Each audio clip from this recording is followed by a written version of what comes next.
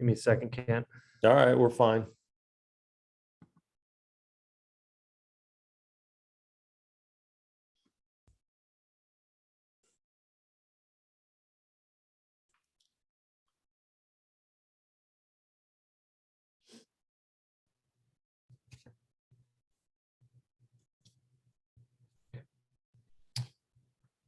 All right, on to the next. It's did some good things in the Wisconsin game. Was I thought after we got out of the first 8 minutes of that game, I thought our defense had a little teeth. And then I thought offensively we were pretty efficient. And a night where we didn't shoot free throws well and we didn't shoot the three ball very well. To have a 16-point lead, I thought we were pretty good in some other areas. So on to Indiana, playing great. Obviously a team that everybody knows Trace and his national reputation. They're a team that beat Purdue basically without it. And they were great.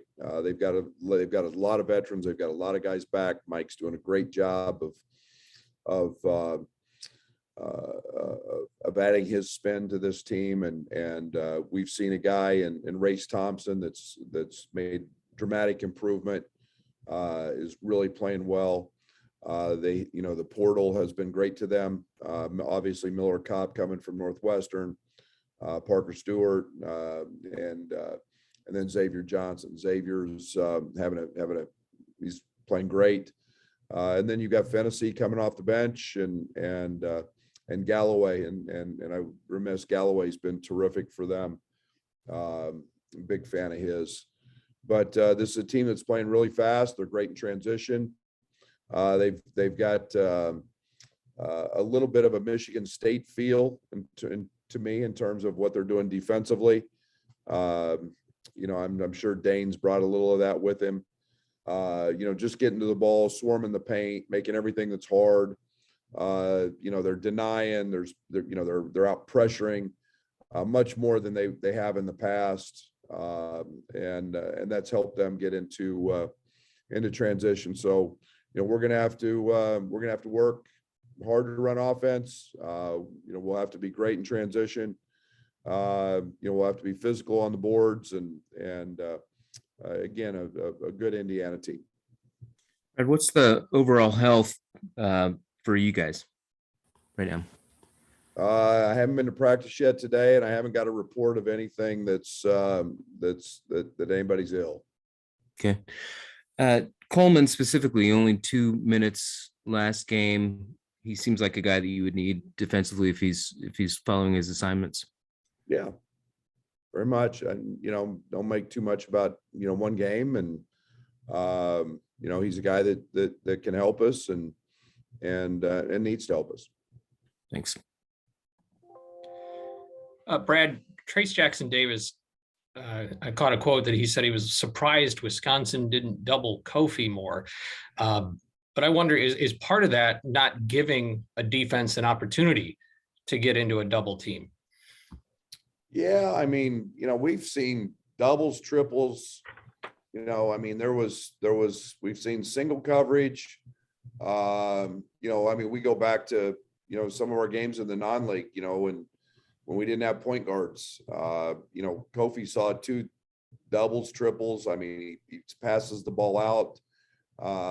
Everybody does something a little different. Every game's independent of themselves. And, whatever somebody else does, I don't worry about that. We got to act accordingly, and somebody else coming up may do something completely different. So,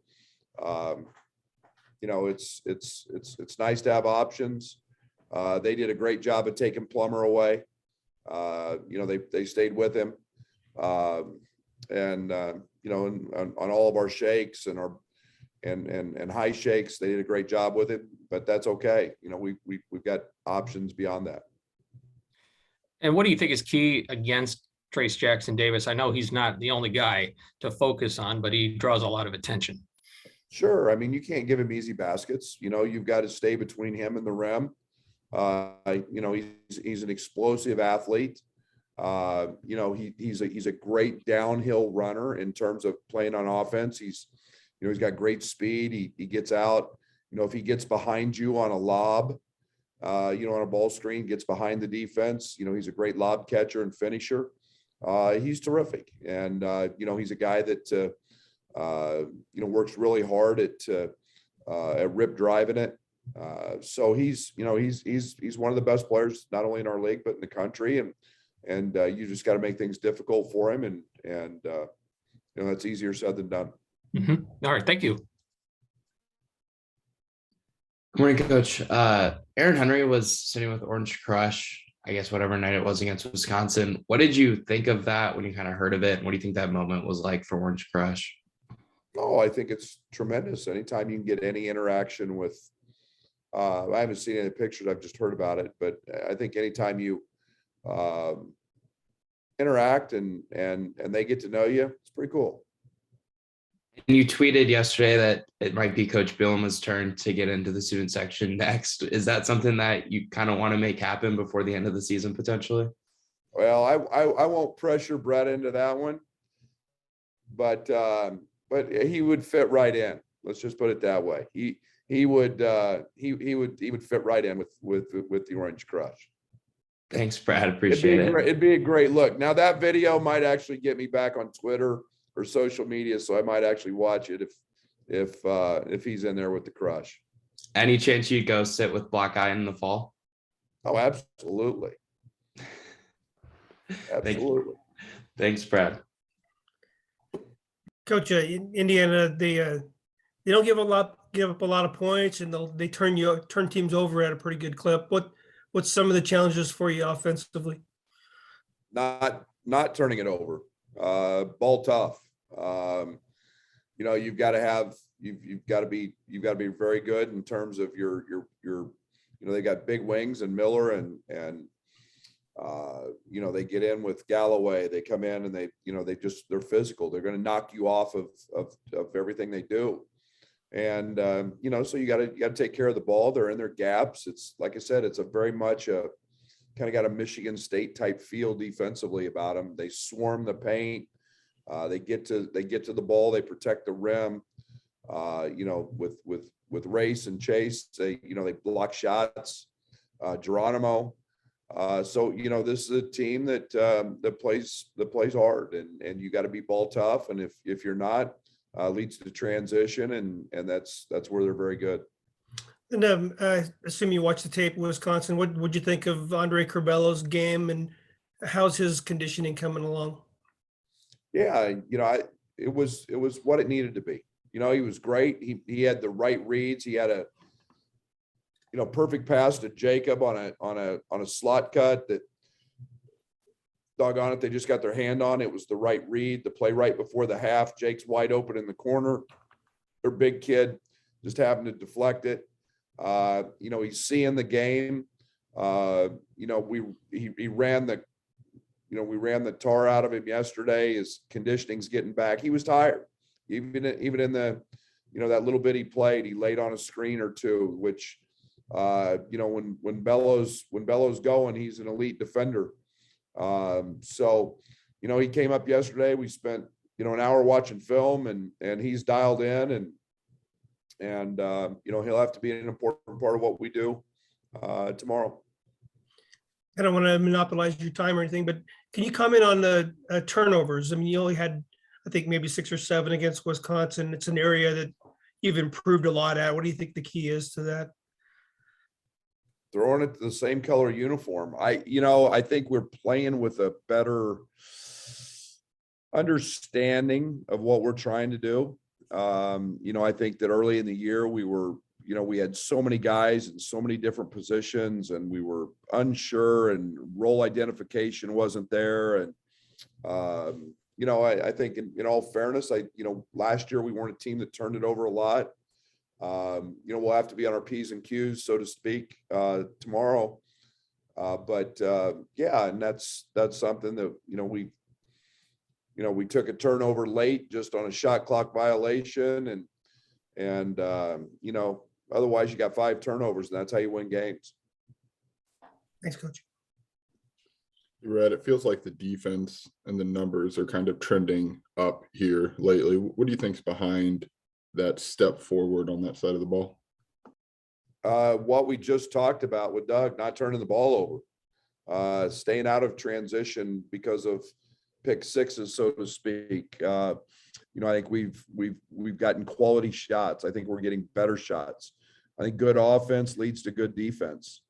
You know, I think that we're growing some chemistry on that end of the court. I think we're, you know, we had a little teeth, like I said, in the second half the other night.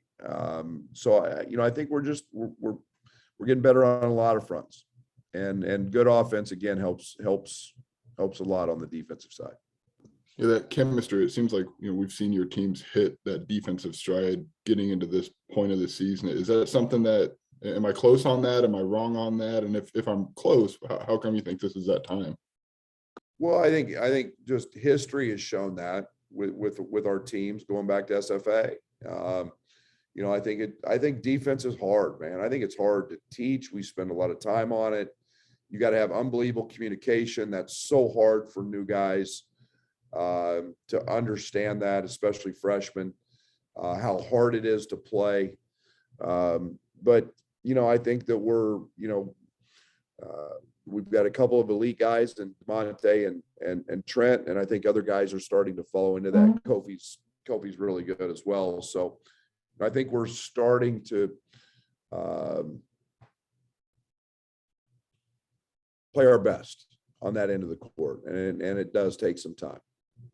And one more, if I could. I know you kind of touched on this after the Wisconsin game, but having 2 guys, I mean, it just doesn't seem like there's a lot of college basketball programs who have 3 or 4 wing options. If you have guys like Trent and DeMonte who can, you know, neutralize or really slow down the top 2, is what does that do for you guys when you can just say, okay, you 2 go and kind of maybe roll the dice that another team's got either the talent or they're on that night? Yeah, I mean, it's nice to have. You know, it's frustrating as heck when you don't. And you know, unfortunately, those guys are assignment sound. They don't make a ton of scouting report mistakes, which enables them to be very good. And then you know, and a guy like Trent, he never takes possession off. He's, you know, and DeMonte for that matter, they, you know, their motors run at a really high level, and you know, that's what travels. Effort travels, and those guys do that at a high clip, and it's not easily done. That's a cliche that sounds pretty common. You know, well, just go play hard. Well, it's not easy to do, and you know, we're fortunate that those 2 guys do that. Thanks, Brad. Hey, Brad, I'm sorry, Scott, my fault. I don't know if there's an easy answer when teams are maybe just dedicated to guarding Plummer as closely as maybe Wisconsin did. But I mean, is there a priority to try and get him maybe some cleaner looks just to get his life a little easier on that end? Not really. I love the space he creates. He's going to get some opportunities, but yeah, and I mean, we ran 3 or 4 good actions to get him shots, and again, to Brad's credit, Brad Davis, and you know, he's their version of Trent. You know, he was glued to him. He did a great job. You know, he's very assignment sound. You know, their bench reacted when he did hit one, so you know it was a big piece of what they were doing. But that's okay. You know, if you're pulling a defender that tight, that means he's not in help, and he's creating space for us. So, yeah, you know, we run enough stuff to get plum shots. We don't have to add to that package, but the space he creates is to our advantage. I mean, just as quick of a release as he has, is he a guy that can kind of maybe handle that type of defense and still, you know, in theory, get the same kind of production? Yes, and he's a very, very good hard shot maker. And, you know, he shoots better with a hand in him than he does open. And so, but yeah, he's got that ability. Okay. Thanks, Brad. Hey, hey, Coach. The second half of the season, or this other night, Kobe seemed to be very, very aggressive. Do you think he is out to prove a point in the second half of the season that he is one of the top players in the country in the Big Ten? I just have that one question. I think he's getting back into a comfort zone. Kofi's missed 5 games, to this point, and that's a lot. And, I think that you want to maximize every opportunity that you have. And, Kofi's grown into, a very good passer, a guy that takes advantage of what's there. They tried running 2 and 3 guys at him. It wasn't like they left him single coverage, covered the whole night. There was a lot of digging, there was a lot of support, and Kofi was, a lot of times Kofi can go through double teams and triple teams. It all depends on when he comes, but he's, I think he's playing back into coming out of the COVID, coming out of the concussion. He's had a tough January, from that standpoint. With COVID and then the long layoff with the concussion. I just think I don't know if he's out to prove a point. You'd have to ask him, but I think he's rounding back into what is really good shape. Thank you. Hey, Coach, quick follow-up. Seems like every year this time of the season, scouting plays a really big role in how teams finish out the schedule. Can you comment on how your staff has been doing with scouting and how the team's doing with not making scouting mistakes? We're getting better on both ends. Everybody, I got a great staff. They're basketball savvy. They do a great job. We put a very good plan together. We think going into every game. I think we're doing a very good job of making adjustments accordingly. We have seen a lot of changes, and teams do different things against us. Because of personnel. So we are having to make adjustments on the fly, but I think it's great. And I think our players are, pretty understanding of what we're trying to do and in those adjustments. So all in all, I think we're in a pretty good place. Thank you. I want to kind of rephrase my health question. I was thinking about Trent and how he had a third air ball the other night. Seems very unusual for him. Not tired legs. I know we're reaching that time of the season where guys are worn out. No. Trent doesn't come out of practice. Trent is a, I wouldn't worry too much about that because of the one guy I know I don't have to worry about Trent Frazier. Thanks.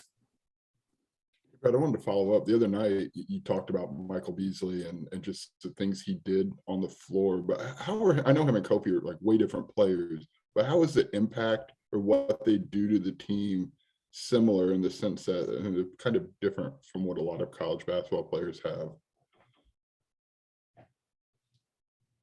Good players make themselves better. Great players make their teammates better.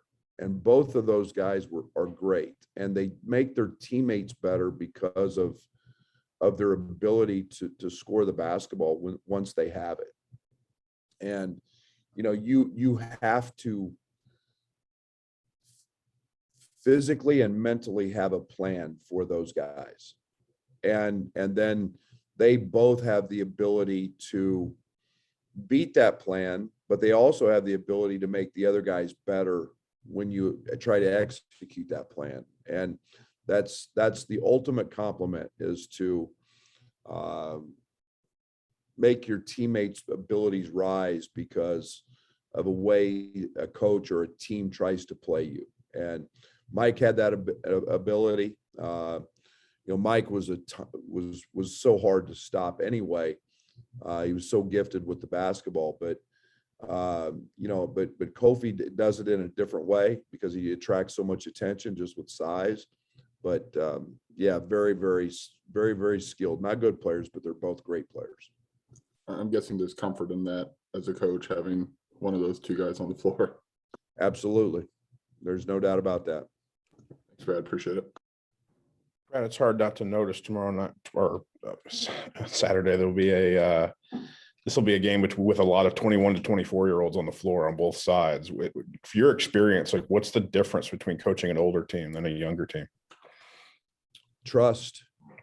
I think you start to trust guys. You don't have to you feel like what